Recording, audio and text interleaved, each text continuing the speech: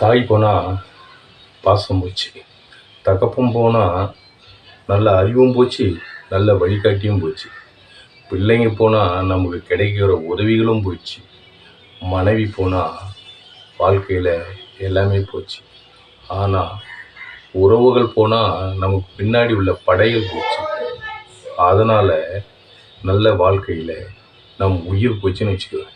எல்லாமே போச்சு. எதுவுமே நமக்கு நிரந்தரம் இல்லை. நிரந்தரம் இல்லாத வாழ்க்கை.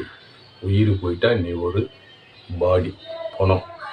அதனால் பேராசைப்படாத, மற்றவங்களை ஏமாற்றணும்னு நினைக்காது. உன் உழைப்பை நம்பி வாழு. உனக்கு கிடைக்கக்கூடிய இதை நம்பி வாழு.